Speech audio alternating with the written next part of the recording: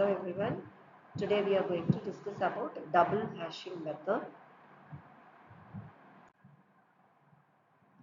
So in previous lecture series we have discussed about what is hashing, and inside the collision resolution technique we have discussed open hashing and closed hashing.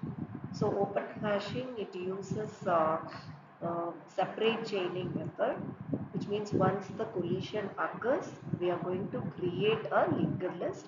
So inside that linked list we are going to place the collision elements, the colliding elements. We are going to create a separate linked list for each element, and we are going to insert the data element. So that is our open hashing technique.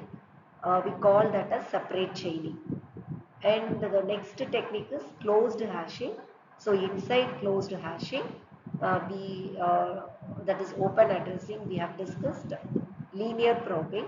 So linear probing is like when a collision occurs, you can't able to insert a new element in that colliding place.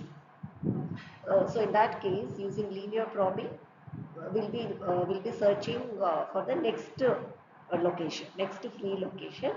If next free location found, we are going to insert the data item there. So that is our linear probing.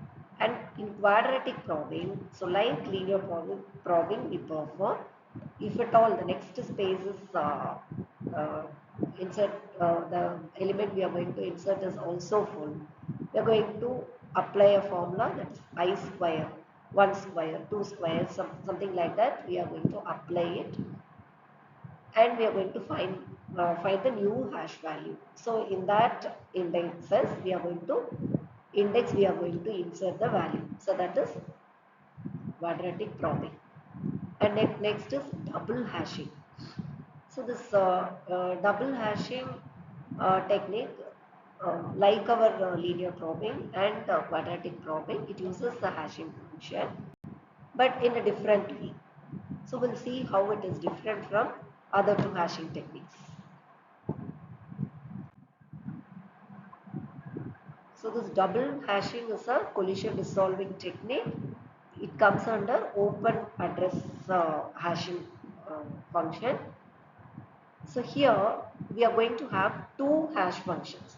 So for using a single hash function, we are just performing linear, as well as we are introducing a quadratic thing, that is we are squaring that I value and we find a new empty space, we inserted the data.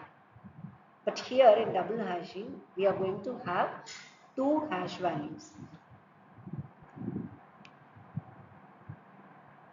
So here we are going to have two hash values.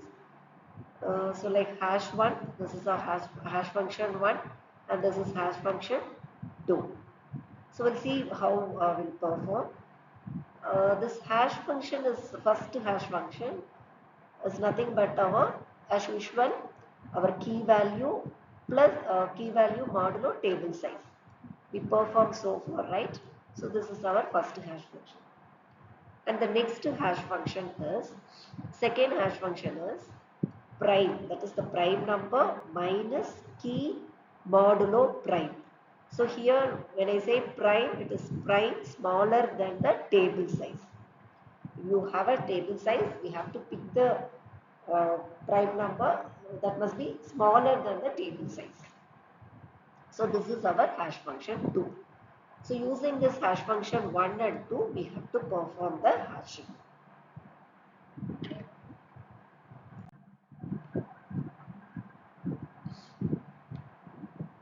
So we'll see an example how we are going to perform this. So my table size is initially it is 13. Okay, table size is 13 now. Now I am going to insert number 19. New element 19. So 19 modulo 13 is what? 6. 19 modulo 13 is 6. So I am going to insert 19 at the location 6. Okay, sixth location I can insert 19. There is no collision at all when I insert 19. Next is 27. 27 modulo 13 is 1. So here also there is no collision. So 6 is different, 1 is different. And 36. 36 modulo 13 is 10. Here also no collision. But next is when you try to insert 10. 10 modulo 13 is what? 10. So here already my 36 is residing at 10. So a new value 10 cannot be inserted at position 10 because it is already filled. So at this situation, what I have to do is, I have to use this double hashing technique. So for double hashing, as I told you, hash 1, hash function 1 and hash function 2 I have to use. This hash function 1 returns, then I have to find hash function 2.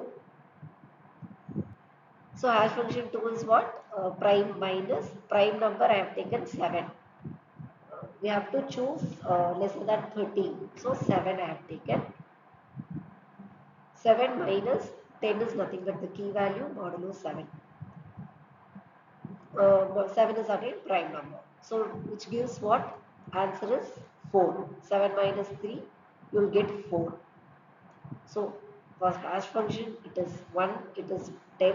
Hash function 2, it is 4. So what is the next formula I have to apply? So this is the formula. Hash function 1 plus I star hash function 2 modulo table size. So here first we have taken 1. Prime value have taken 1 modulo hash 2 function. So 7 plus 14. Okay, 7 plus hash function 1 is 7, 10 plus hash function 2 is 4. So I'll get 14. 14 modulo 13 is what? 1. So here when you see it is returning 1, but already at location 1 I have 27. Okay. So here also collision occurs. So what I have to do, instead of this I1 value, I am going with 2. 2 into hash 2 of 10 modulo 10. If I do that, I get hash value as 5. So at location 5, I can insert 10. So in double hashing, I have to find hash value 1 and hash function 2. I have to apply 2 hash functions and I have to add it. Okay, so in this way I can avoid collision.